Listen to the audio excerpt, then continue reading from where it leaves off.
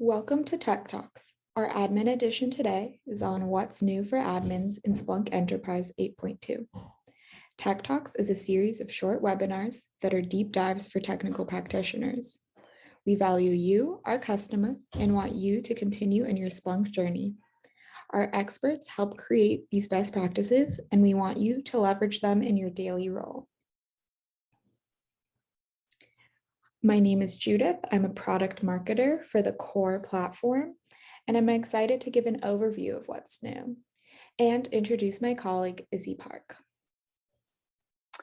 Hi, my name is Izzy Park. I am a director of product management at Splunk, and I look after our Splunk Enterprise platform.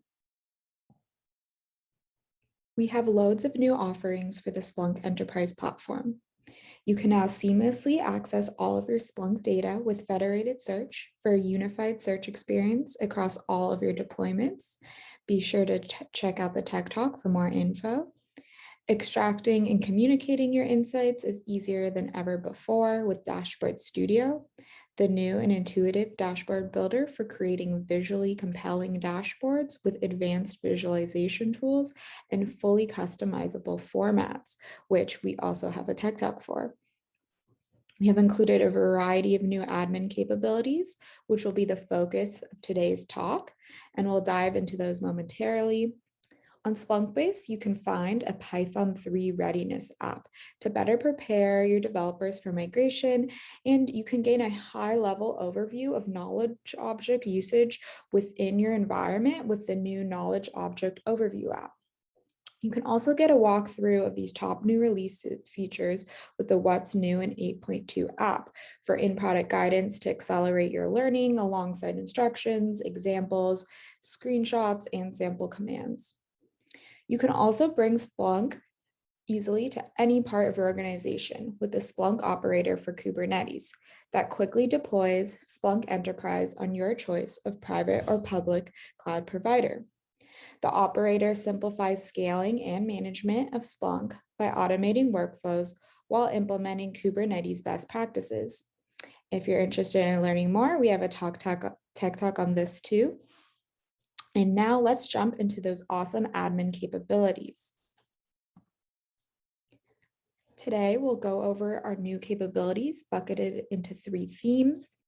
We'll demo a few of the new features, and we'll go through the additional resources we have available to continue your journey with Splunk. We have developed this newest set of admin-focused capabilities from listening to your feedback through a variety of platforms, from Splunk Ideas, Splunk Community, our user Slack channel, our betas, our great customer success teams, to just catching up with our customers.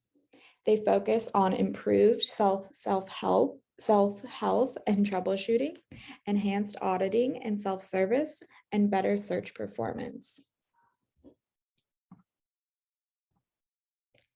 Now I'm going to hand it over to Izzy to dive into the specific features.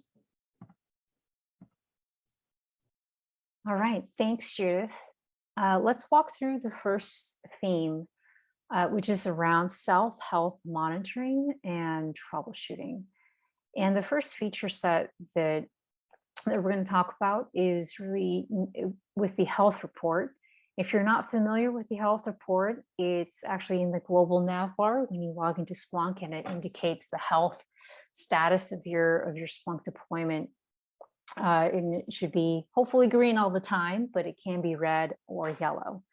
And shipping in 8.2 is that the health report now summarizes the health report, the UI here as shown in the picture. It summarizes health in a distributed environment so that you don't have to log into each instance to see the health of the local instance.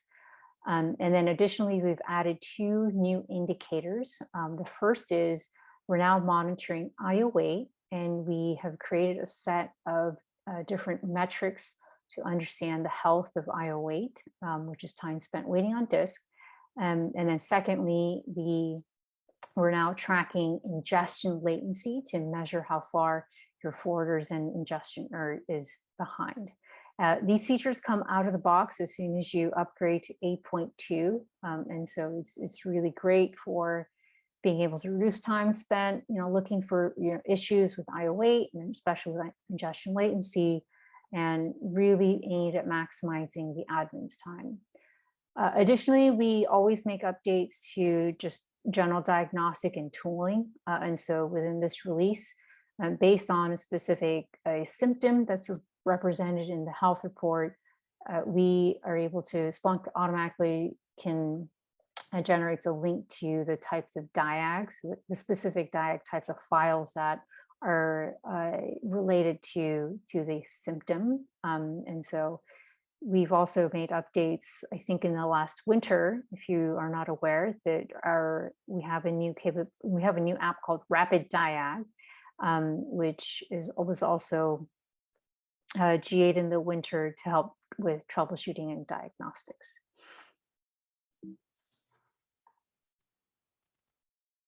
Next, in auditing and self-service, I will also mention first that a lot of these ideas, these two in the next slide, they actually came from ideas from Splunk from the Splunk Ideas portal. So if you have been contributing to it with your suggestions, please note that we do all the product managers look at it. So please thank you for your contributions, and please continue to contribute as well. The first one, which is the ability to restrict the user search result by age of the event, was also very popular. And what this feature does is that based on the index timestamp of the event, you are able to restrict an end user search through the role configuration. And I also have a demo of this, and so just sit tight and I'll be able to walk through the demo of how this works. Another area that we've made improvements is really around logging and auditing. We're capturing configuration changes we're capturing changes to configuration files at the file system level in a new internal log file. This is the first of many series of updates you can expect. And I think in the future, you can expect to see more updates with respect to more granularity, more features, and richness of data being captured for configuration files. Next in this group is the ability to track custom license notes in sort of a free-form text field. And you can see this right away in the license manager page. And this is really aimed at for customers who have multiple deployments, multi-departmental use of Splunk. Maybe you have split licenses and you're trying to track what each group is entitled to or what they're used for. And so very excited and happy to see this finally in the product. And then lastly, we are enabling admins to have the capability to merge smaller buckets into larger ones. So the bucket health really improves search performance and availability. And so we're shipping in 8.2 the ability to do this on standalone instances, but in the future, please expect support for more complex deployment types. The next area is around search and performance improvements. You'll see that scheduling of searches in our performance testing, we've achieved 10x faster scheduling of searches. We've improved the performance of scheduled report, and there's a new option called durable search processing, which tries to achieve the delivery guarantee of scheduled reporting in the face of like errors or issues.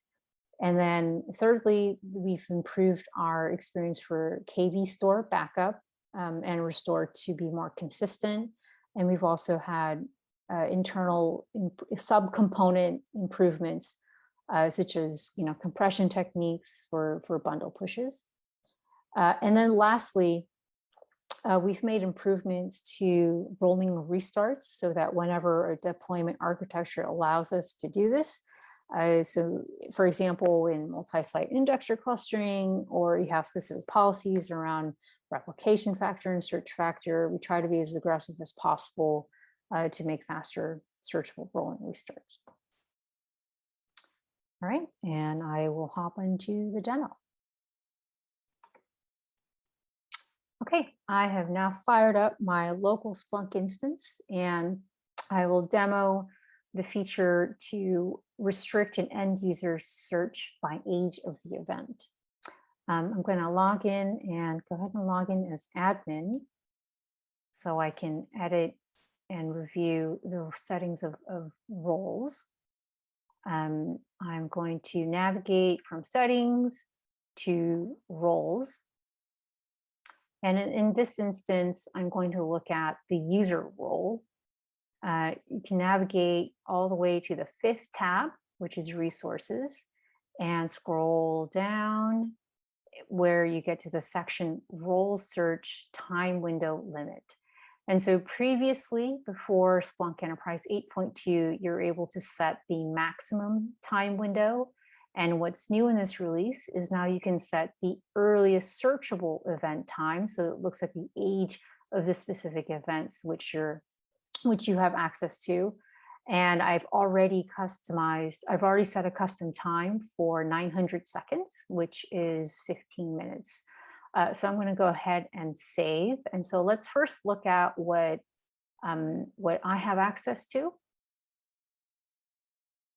so you can see the difference. So let's do index equals audit, and let's do the last 60 minutes. So you can see I have events coming back for within the full 60 minutes.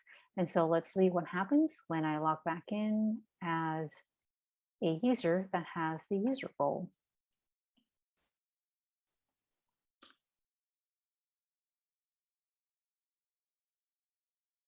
Okay, let's do the exact same search for the last 60 minutes.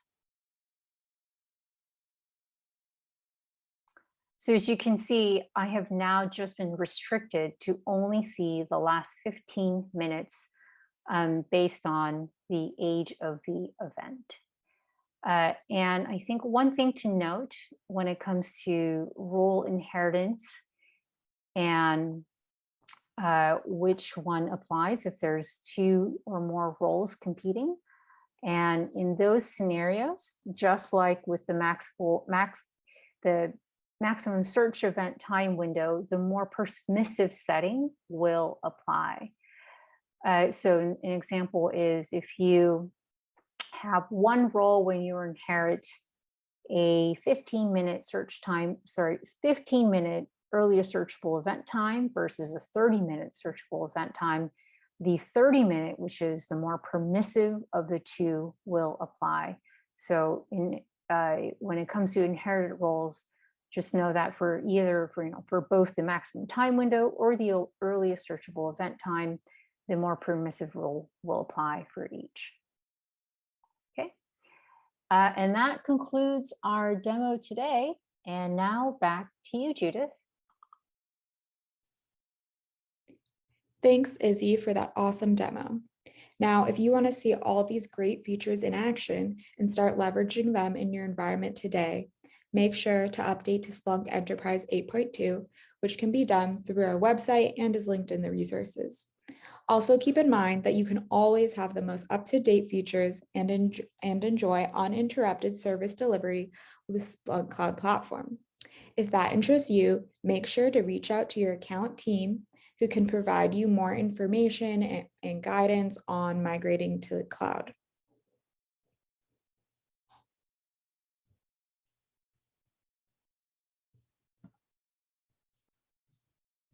We are about ready to wrap up this tech talk, but before we do, I want to quickly share the resources available to you to continue your journey. You will receive these assets in a follow-up email as well as the recording. We have a comprehensive blog on all the features in the release, detailed Splunk documentation, a What's New for 8.2 app on Splunk base that guides you through the key features and provides some examples, and the link to upgrade your deployment. Don't forget that we have an incredible community of Splunk users on our community site. You can search the answer section on Splunk administration. You can continue the conversation for this tech talk within the discussion section called Tech Talks, where you will find all the additional resources. And finally, there's Splunk Ideas, where you can submit new product enhancements or vote for current ideas from other customers. We really appreciate you taking the time out of your schedules to join us today. Please tune back in for future Tech Talks. We are so excited to share this series with you.